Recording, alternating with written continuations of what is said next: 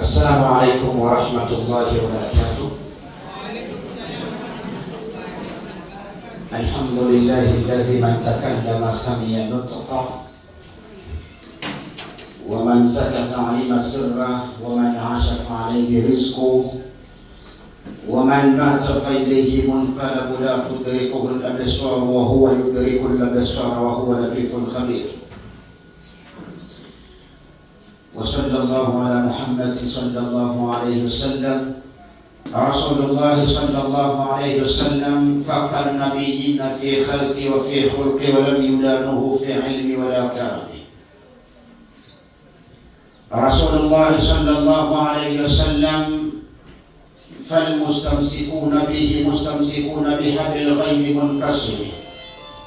يقول الله سبحانه وتعالى في محكم تنزيله: يا عبادي الذين أسرفوا على أنفسهم لا تقنطوا من رحمة الله إن الله يغفر الذنوب جميعا أما بعد. Uzaburi katika imani, tutakuwa na muda mfupi sana, dakika chache za nasaha, alafu tuingie katika dua. Tuseme insha Allah, kwa sababu taito ya mkutano wetu ni mawaidha na dua, na adinu nasiha, dini ni mawaidha, dini ni nasaha, na dua ni shifaa, dua ni baraka, dua ni miftah, ni ufunguo wa kufungua mambo yetu. Lakini kabla tuingie katika dua, tukumbuke aya ya Allah subhanahu wa ta'ala inayosema: ya ibadi alladhina asrafu ala anfusihim, enyi waja wangu mlojikatia tamaa nafsi zenu, enyi mlosarenda, mlokata tamaa ya maisha yenu, mkajikatia tamaa kwa sababu ya maradhi, mkajikatia tamaa kwa sababu ya kuumwa, kukosa riziki, kukosa utulivu, mkajikatia tamaa kwa sababu ya kutengwa, mkajikatia tamaa kwa sababu kadha na kadha.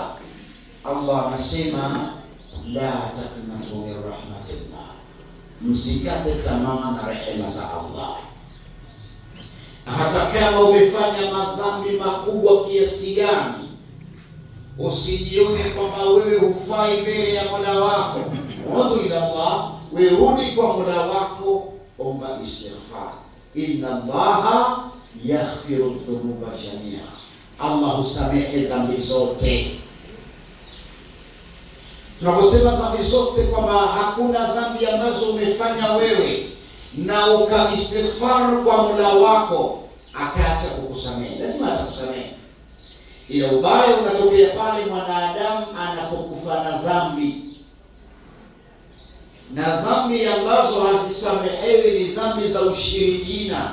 Kama utakufa nazo, kwa sababu inawezekana akhera ukapata msamaha wa Allah kutokana na shafaa ya Mtume Muhammad, kwa sababu Mtume ndio sahibu shafaa yaum al-qiyama. Yeye ndiye atakayewaombea watu siku ya Kiyama. Katika sehemu 5 nabii atamuomba Allah watu wapate msamaha.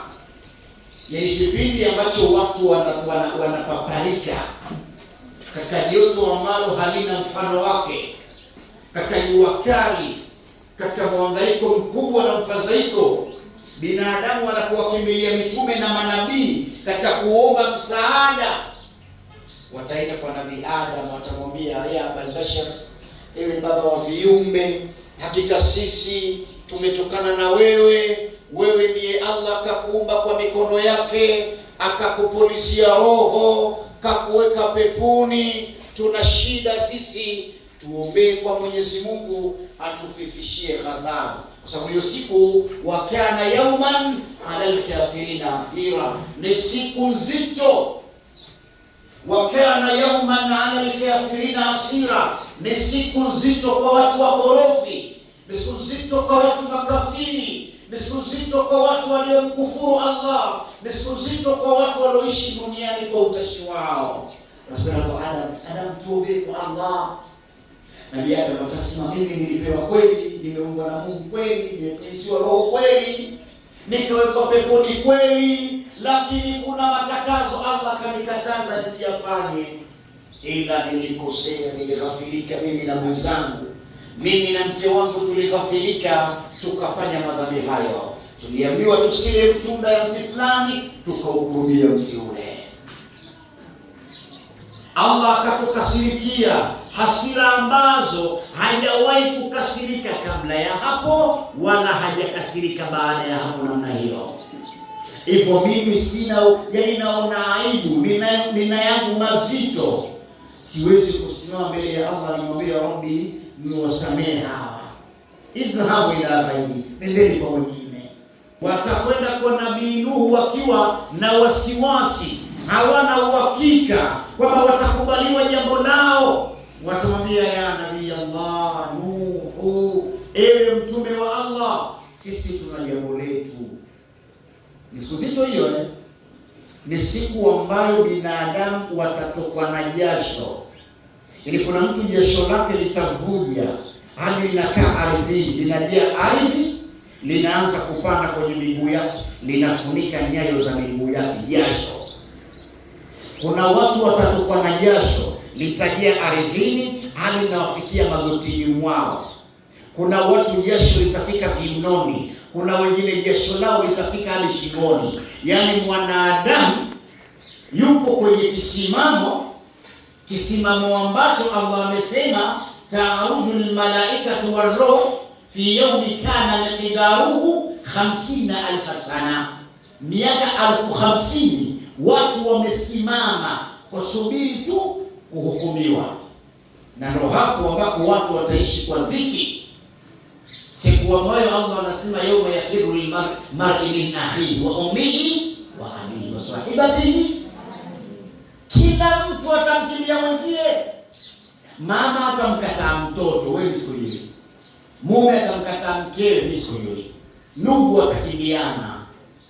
Watu kule kwa Nabii Nuhu watamwambia tuombee kwa Mwenyezi Mungu atusamehe. Nabii Nuhu atasema mimi bwana, watu walikasirisha, niliwalingania zaidi ya miaka 900, wakamkataa Mwenyezi Mungu.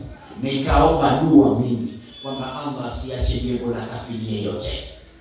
Allah alimeshamvua, alijalia mvua iliyotoka mbinguni ikajia ardhini, ikawameza viumbe wote isipokuwa wachache waliosalimika. Kwa dua hiyo naona aibu kusimama mbele ya Allah ni muombe awasamehe nyinyi. Nina yangu mazito. Idhabu ila ghairi, nendeni kwa mwingine. Binadamu watatoka watakwenda kwa Nabii Ibrahim al-Khalil, kipenzi cha Allah. Ibrahim ambaye Allah anasema ma kana Ibrahim yahudiya wala nasraniya walakin kana hanifa muslima. Huyu ndiye baba wa imani, ndiye baba wa vizazi vya manabii. Wallahi watamwambia Nabii Nuhu, Nabii Ibrahim, watamwambia Nabii Ibrahim tuombee kwa Allah subhanahu wa ta'ala tusamehe, tunayo madhambi, kisimamo kizito hiki. Nabii Ibrahim atasema mimi siwezi, kwa sababu nilizungumza uongo mara 2 katika maisha yangu. Huyu ni Nabii wa Allah. Siwezi kuwaombea mimi kwa sababu nikiwa duniani nilizungumza uongo mara 2. Kwa sababu ya uongo huo nilowahi kuzungumza nikiwa hai duniani, tena uongo mwenyewe ni uongo wa haki. Nabii Ibrahim alayhi salam alizungumza uongo mara 2, na huu maulama wanasema ni uongo wa haki, lakini anahofia kusimama mbele ya Allah kuwaombea watu wasafifishiwe kisimamo. Uongo wa kwanza, Nabii Ibrahim alijiwa na wenzake. Alijiwa na wenzake kwa sababu Ibrahim alikuwa muongofu, hanifa, muongofu, muslima. Yaani alikuwa Muislamu wa haki, wa kweli, ambaye mila yake Allah anasema ndani ya Qur'an, yeyote atakayekwenda vitofauti na mila ya Ibrahim, huyu ameitia nafsi yake katika upumbavu. Kwa sababu Nabii Ibrahim alikuwa Muislamu mpaka akawahusia wanawe, akawaambia wala tamutunna illa wa antum muslimun, msife ili hali mimi ni Muislamu wa kweli. Na watoto wake wakawahusia vizazi vyao.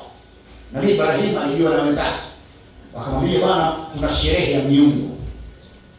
Walikuwa na miungu walikuwa wanaabudu watu wa huko. Nabii Ibrahim akasema, inni saqim, mimi ni mgonjwa, siwezi kwenda. Na ulama wanasema Ibrahim hakuwa mgonjwa.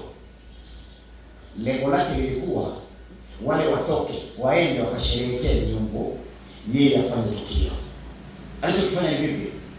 Walipoondoka wale wameenda katika sherehe zao, Nabii Ibrahim akachukua shoka, akaingia kwenye nyumba ya ibada ya masanamu, akavunja visanamu, akavikata kwa shoka, akabakisha kijisanamu kikubwa. Kisha akachukua mpini, yani ile shoka, akaliweka kwenye bega ya yule sanamu mkubwa, akaondoka.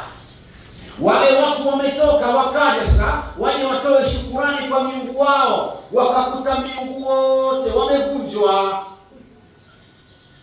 waungu wao hawapo.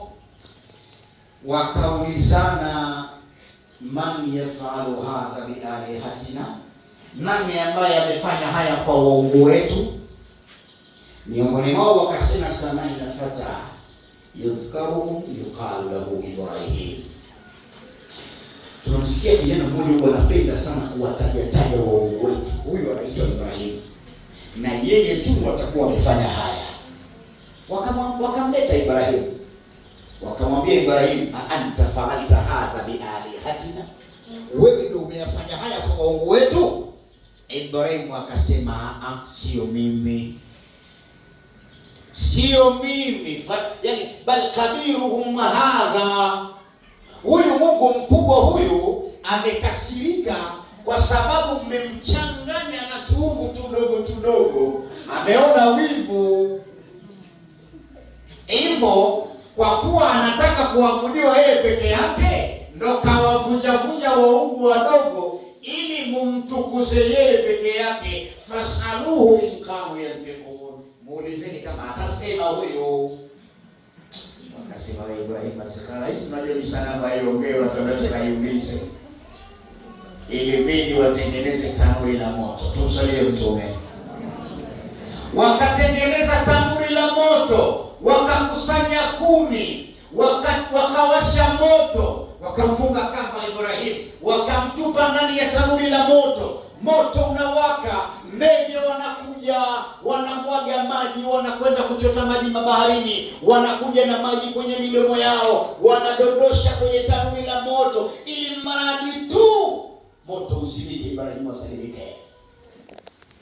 Viumbe wa Allah wakatapakaa katika ardhi kutafuta msaada ili wamuokoe Ibrahim, huku wanashangilia. Malaika Jibril wakaja, akamwambia Ibrahim, mimi ndiyo Roho Qudus, mimi ndiyo malaika mtakatifu, Roho Mtakatifu wa Allah, nina mbawa 600. Ubao wangu mmoja anaweza kutandaza ukafika mashariki, mwingine magharibi.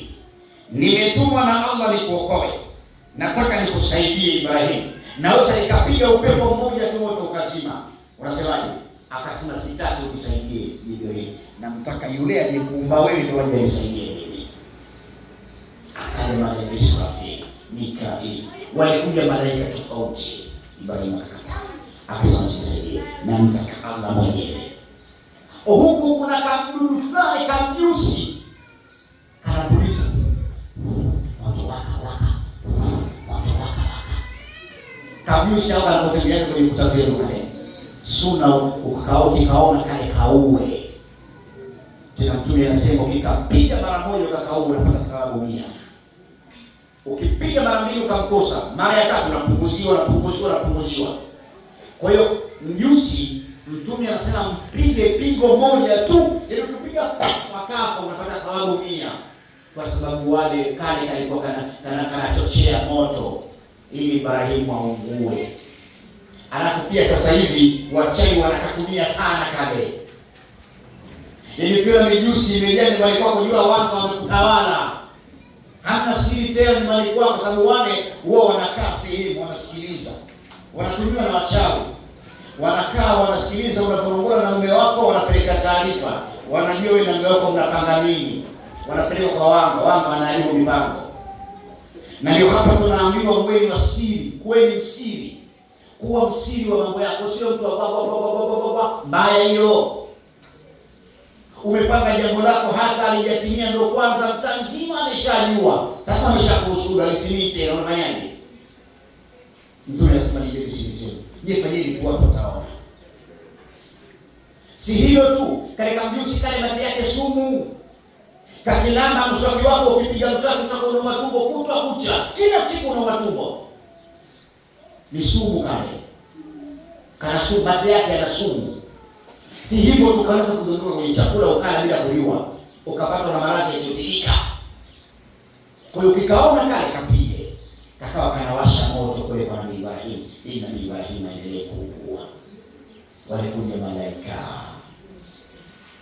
Allah alitamka kauli. Ibrahim aliposema hasbunallah wa ni'mal wakeel, Allah akasema ya naru kuni bardan wa salama, kuni bardan wa salama ala Ibrahim, kuwa baridi tena salama. Ndio baridi ndio hiki inaua. Kuna baridi ambayo unagamba. Kuna watu wanaishi katika mazingira ya baridi, wanayajua haya. Sasa basi, baridi ikiwa kubwa inaua. Allah alijua moto ukiwa baridi sana, Ibrahim akatetemeka, akakufa. Akasema baridi na salama. Kwa sababu ukiwa salama atasalimika. Moto ukazima, ulivyoisha kuwaka ukazima, jivu limebaki. Wakaja bwana. Wakaja kutoa jivu, wakakuta Ibrahim kilichokuwa nini? Kamba yao walomfunga peke yake. Na kama wewe utamtegemea Allah, ulimi wako utauweka kwa Allah katika kumtaja katika kila hali, na ukaamini kwamba Allah peke yake anakutosha, watakufunga pigo ya kishirikina zitakatika, utabaki salama. Watakupandia fitna ya kila namna, kila kitu kitaisha. Watakuzungumzia maneno mabaya, maneno yao hayatakutia baridi wala joto, kwa sababu ulimi wako uko kwa Allah, moyo wako kwa Allah, na msaada wako unategemea kwa Allah peke yake. Nabii Ibrahim alayhi salam akasalimika, kazungumza uongo kwamba mimi ni mgonjwa. Kazungumza uongo mara tatu, mimi ni mgonjwa, na ile hali si mgonjwa. Kavunja masanamu, kasema hajavunja masanamu. Uongo huu Nabii Ibrahim atauongoa. Uongo wa tatu, Nabii Ibrahim aliondoka na mkewe Sara, wakatoka huko wakaja katika Afrika. Wakaja Afrika, walipokuja Afrika wakafika Misri, Egypt. Pale wakakuta kuna Farao, mfalme wa pale kwa Farao. Yeye yule alikuwa lijisirifu balaa. Yeye ilikuwa mwanamke yeyote mzuri lazima apite naye. Tena sio kwa kujificha hadharani, awe wako au wasiwe wako. Yule Farao likaweka beria, road cross, likafunga barabara. Kila mgeni anayeingia lazima akaguliwe kwanza. Sasa Ibrahim akapata taarifa kwamba huko kuna mfalme anachukua wanawake wazuri. Ibrahim akamtazama mkewe alivyo mrembo, akamchukua akamtia ndani ya sanduku, akamfunga ndani, alafu ile sanduku akaliweka juu ya ngamia, kwa sababu akiwa ndani ya sanduku hatamuona. Hivyo ndio sunna ya kila mwanamke kumficha, kila mwanaume kumficha mkewe. Mkeo sio kifaa cha burudani. Hata ni marafiki zako hawafai kumuona mkeo. Leo sasa hivi unakuta mwanamke aliolewa, mumeo, yaani marafiki zake wakija leo unakwenda pale unakula sahani moja. Wewe aibu. Wale ni marafiki tu, tamaa sijawahi kuisha. Ikaja sunna mwanamume amfiche mkeo, wivu wa kumficha mkeo. Ukishamuoa mweke ndani, kazi yake kula, kuswali na kulala. Kamtafutie hela wewe. Sio yeye ndio akakutafutia hela, wanaume mpo. Kamtafutie wewe. Mwache mkeo anawili, mwache mkeo apumzike. kazi yake ni kukuzalia, kumwabudu Mola wako na kukuombea dua, huku akifanya kazi ndogo ndogo za ndani. Nani amewahi kuumia kwa kukata vitunguu, yaani mikono ikawa sugu? Yuko mwanamke ashawahi kukata sugu ya mikono kwa sababu ya kukata vitunguu? Yuko mwanamke amewahi kuota sugu kwa sababu ya kushika dekio? Lakini wanawake wanapata sugu kwa sababu ya kubeba tofali, na mikono ya mwanamke imeumbwa kuwa laini.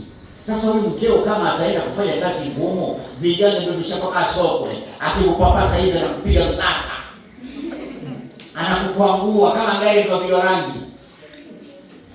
Mtihani sana. Sasa basi, Nabii Ibrahim walipofika pale, wale walinzi wakaanza kusachi yale masanduku moja baada ya nyingine. Wakafika hatua wakasachi, wakakuta mbele ya sanduku mwanamke mzuri, kila kama sura inang'aa kama kipasu cha mwezi. Ni nani huyu? Ibrahim akasema, ukhti, huyu dada yangu.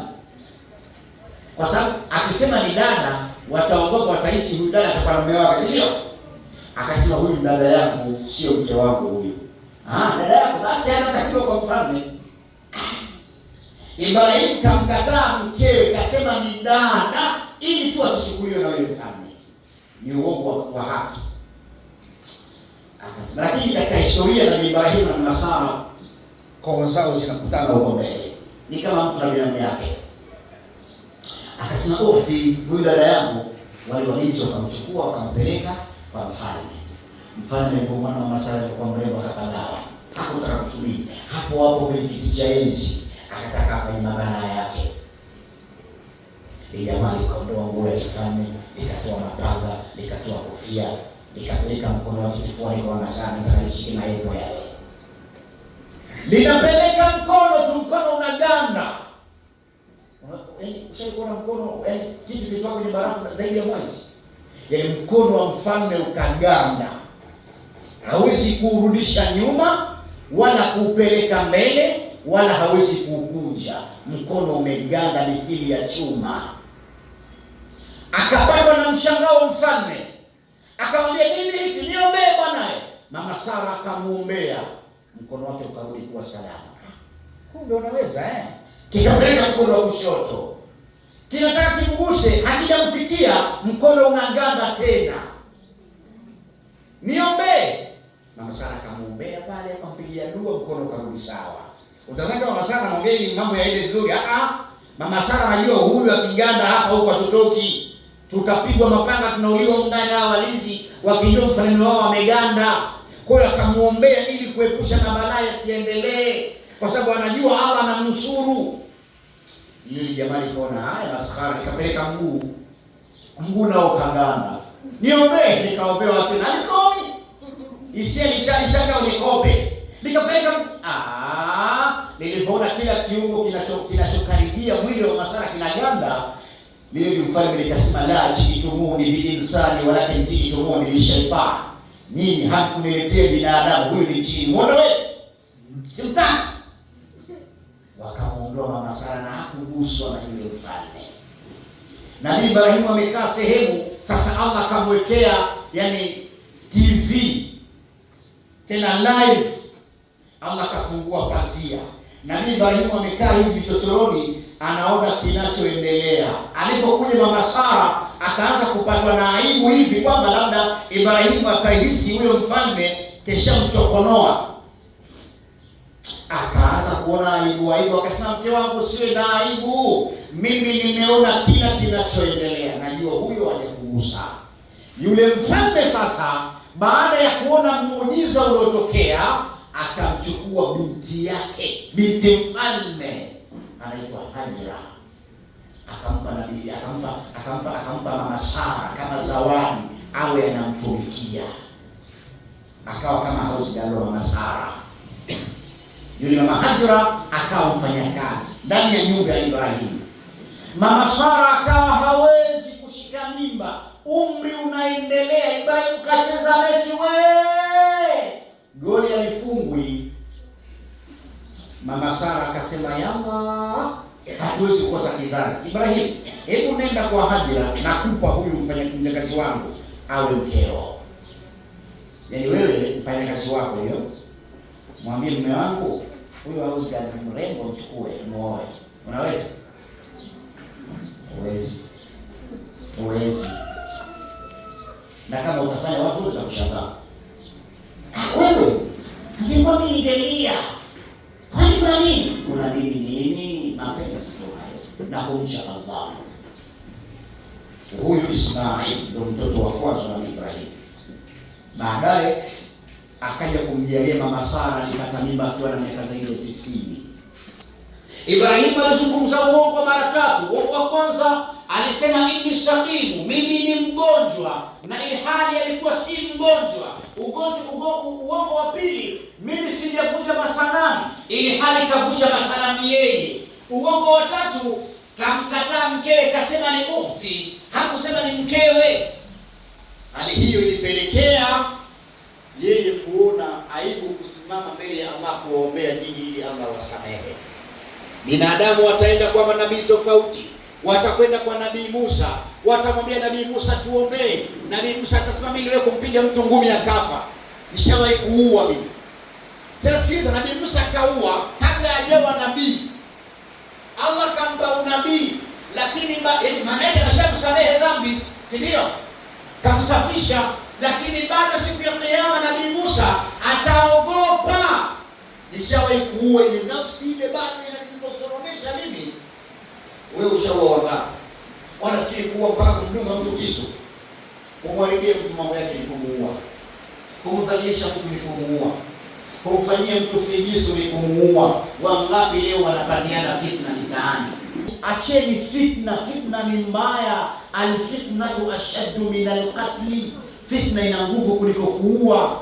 Yaani kule kumdunga mtu kisu cha shingo au kifuani au moyoni, ni afadhali kuliko kumzushia mtu uongo, kuliko kumchonganisha mtu na mtu mwingine wagombane, kuliko kumtengenezea mtu skendo za uongo, habari za uongo.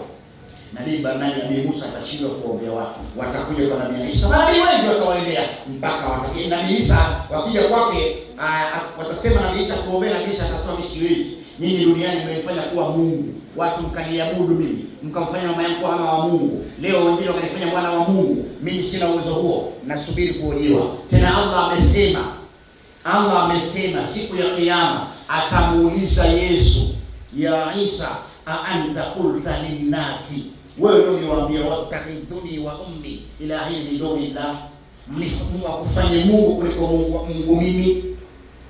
Allah atawaambia mimi ikiwa nilisema wewe ni Mungu, najua, kwa sababu wewe unajua kilichopo ndani ya nafsi yangu, lakini mimi sijui kilichopo ndani ya nafsi yako.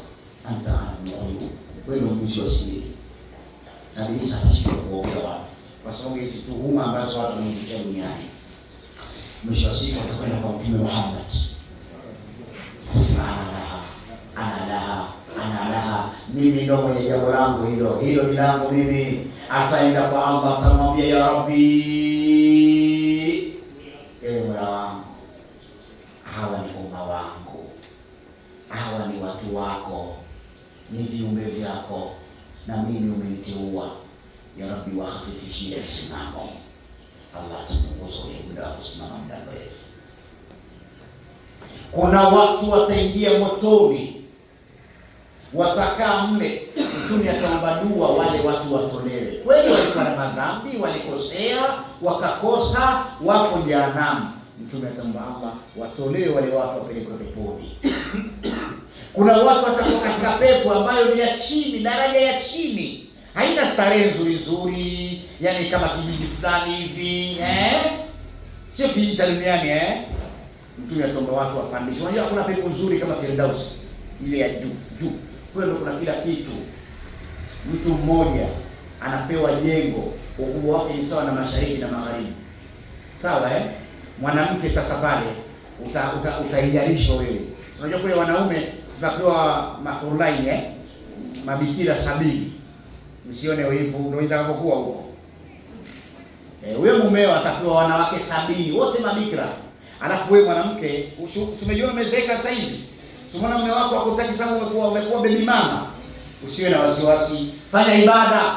Ukifa na ukaenda peponi, Allah atakurudishia bikira yako kadogo.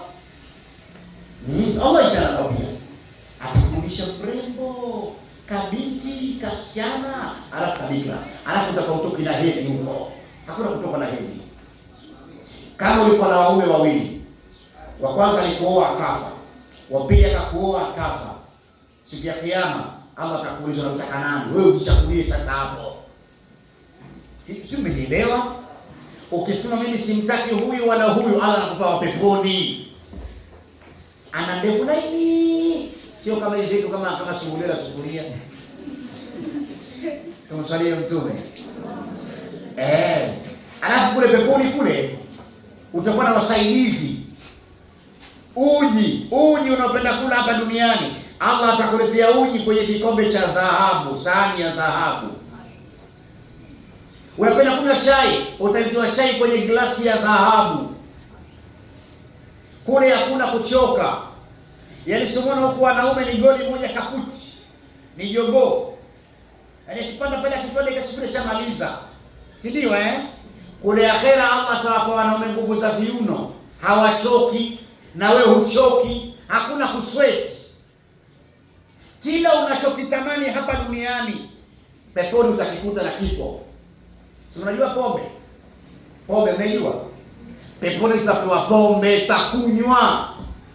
Lakini sio pombe hii ukila mama mko anamuita shemeji. Kuna watu wakinywa pombe sasa hivi, baba mko anamuita shemeji, mama mko anamuita wifi. Akitemea mate kushoto kana ndio kulia. Wapo hawako? Na mlevi yoyote wa hapa duniani, mlevi yeyote hapa duniani akitembea ardhi inamkimbia. Ushawahi kumwona mlevi anayetembea bila kusuasua namna hii? Yaani ile ardhi inamkimbia kama hapa itaki ikajaje vile. Pombe ni baya, ni haramu. Khamr, innamal khamru wal maisir wal ansab wal azlam rijsun min a'mali shaytan fajtanibuhu la'allakum tuflihun. Uzauri, usikate tamaa. Usikate tamaa hapo. Kwa sababu ukata tamaa kwenye maisha haya, ukisarenda umemkasirisha Mwenyezi Mungu. Na unatoka kabisa katika rehema zake, kwa sababu baadhi ya riwaya kukata tamaa ni ukafiri. Maana huamini kadari za Allah Subhanahu wa Ta'ala. Unaomba sana ukasema mimi bwana hata siwezi kuona tena, inaikae nife tu zangu. Utafuti dawa, ushakufuru. Kufuru ndogo lakini sio zile za kumtoa mtu katika Uislamu. Ukiona wewe riziki, kila kazi unayofanya haishikiki, kila pesa hazikai, ukaona uache tu, uamue kuteseka, umefanya kosa. Usikate tamaa. La taqnatu min rahmatillah. Rehema za Allah ni kubwa, msikate tamaa bado. Mtume anasema hakuna mwanadamu katika mgongo wa ardhi hii, sawa hayuko mwanadamu yeyote atakayeishi duniani lazima riziki alizokadiriwa na Allah azitumie zote ndio atakufa. Usije kuona ajabu mtu anazirai, kuna mtu anazirai sawa anatoa pumzi ya mwisho na kuelekea maji, anaweka mdomoni na mwagika. Maana yake riziki yake imefanyaje? Imeisha. Kwa nini? Kwa sababu dunia Mwenyezi Mungu ameweka hii dunia kama sehemu ya sisi kuishi, kufanya kazi. Na kila kitu kakiumba kwa ajili yetu. Wallahi khalaqa lakum ma fil ardi jami'a. Kila kilichopo ardhini kakiumba kwa ajili yetu. Tufanye juhudi tu ya kufanya kazi. Tufanye kazi huku tukimwomba Allah Subhanahu wa Ta'ala. Kukata tamaa ni makosa. Na nimalizie kwa kisa fulani. Kisa hiki kimewahi kutokea. Katika baadhi za falme. Kuna mfalme alikuwa na mke wake. Huyu mke wake alikuwa anampenda sana. Walikuwa wanapendana, in short. Walikuwa wanapendana, wanaishi kwa furaha. Siku moja mfalme akamwambia mke wake, mke wangu, leo mimi nataka kula samaki. Malkia akamwambia mume wangu, samaki utampata, lakini inabidi utume walinzi waende ufukweni wakamtafute samaki.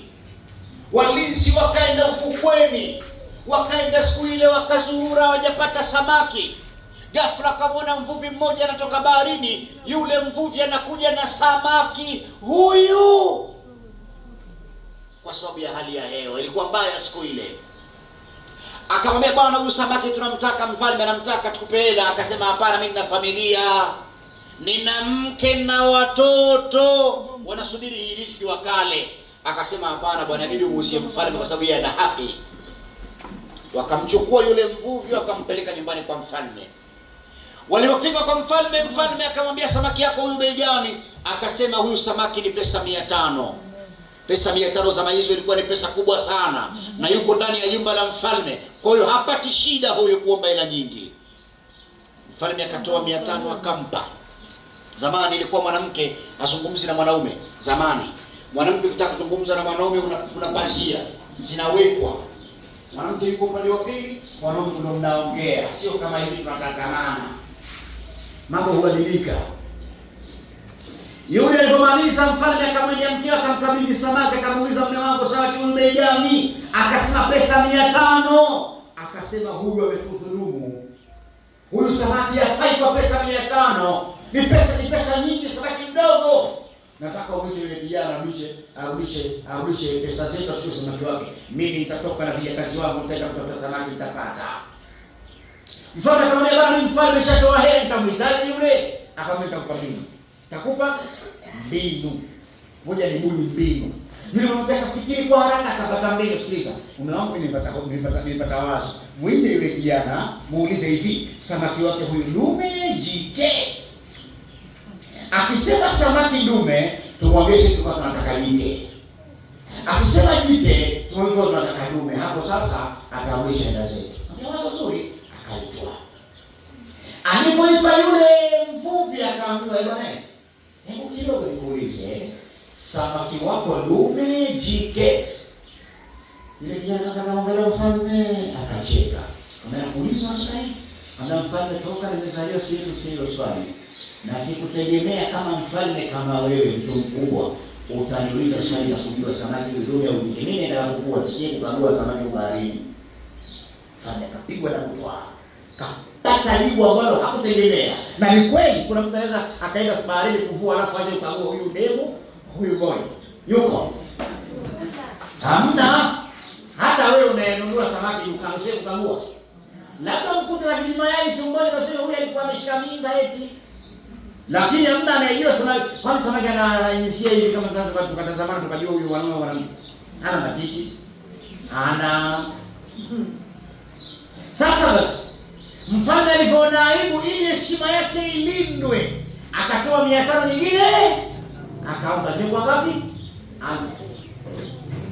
Jamaa akashuka.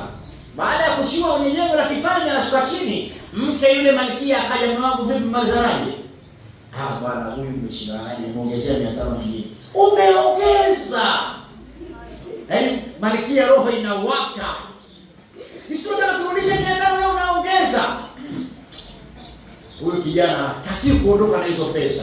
Yule malkia akachungulia dirishani, akamwona yule kijana amekaa sehemu marufuku, sehemu ambayo imekatazwa. Sasa pale kuna picha ya mfalme imeandikwa, na wameandika haruhusiwi mtu yeyote kukaa eneo hili au kusimama eneo hili. Yule kijana sasa akafika, akaegemea kwenye nguzo ya picha hiyo. Malkia alipomuona akamwambia, mume wangu, njoo haraka, angalia jamaa alipokuwa huyu amekaa sehemu marufuku. Hebu hapa ndo nafasi ya sisi kuchukua hizo pesa sasa. Tufanyeje? Mwite, tumweke jela na pesa arudishe na apigwe faini. Kijana akaitwa, kweli kashafuta sheria na hapa tayari pesa itakayoondoke sasa. Alipofika akaitwa, kijana, mbona umekaa sehemu marufuku? Akasema, mimi na huzuni moyoni. Huzuni wa nini? Kwamba nilipoondoka pesa ulizolipa mfalme zina picha yako. Niliposhuka pale chini pesa zilidondoka chini. Nikaangalia kuna picha wanasema mtu yeyote asikaribie picha ya mfalme. Na mimi nina pesa ambazo ina picha yako. Na hizo pesa zimedondoka chini. Nikaokota, nikakaa huko na uzurika na kutavumbi. Picha ya mfalme wangu imedondoka, na hii hapa jua ishikwe na mtu. Kwa nikapatwa na uzuri kuona picha yako mfalme imedondoka. Mfalme akaona kafamiliwa. Katoa 500 nyingine. Ngapi hizo? 1500. Huku mke usikie roho inawaka. Yaani kisa kinatufundisha nini? Kwamba unapomchukia mtu, unapomwekea mtu yaani uzito kwenye njia ya kutafuta riziki, ndio unamwongezea zaidi. Yaani wewe unapojaribu kumfanyia mtu mambo mabaya kwa huyu kazini akukuzwe, ndio unazidi kumpandisha cheo. Kwa sababu zile fikra zako zinafanya watu wamtazame, huyu mbona anazungumziwa sana. Wakubwa wanamwangalia nakuta ni mtafakaji kweli, kapandishwa cheo, na wewe unabaki na uzuri yako vivyo hivyo. Tukufanyie utume. Mvua inanyesha na mvua ni baraka. Dua yetu ya leo tuna imani kubwa itafika kwa Mola wetu. Tuseme inshallah. Tuseme tena inshallah. Hivyo tusichukiane, tupendane, tusipangiane fitna, tusiwekeane mitego kwenye maisha. Kwa kuwekea mwenzio mitego maishani, si tu yeye atakayefika, kwa sababu ukimchimbia shimo kabla hajaingia utaanza kuingia wewe kwanza, kwa sababu alhasidu la yasudu, hasidi ya kaumu. Panga njama, husudu, puliza, mwisho wa siku utafeli wewe, yule unamfanyia vitimbi ndiye atakayefanikiwa. Allah atujalie tuwe na mwisho mwema. Allah atunusuru kwa waja wake wema. Atujalie tuwe pamoja na manabii siku ya Kiyama. Awasamehe wazee wetu waliokuja mbele za haki. Bila shaka tumuombe Allah subhanahu wa ta'ala sasa ili atupimie mahitaji yetu. Na nadhani kila mmoja amekuja na mali yake. Shika mali yako tunaingia katika dua inshallah.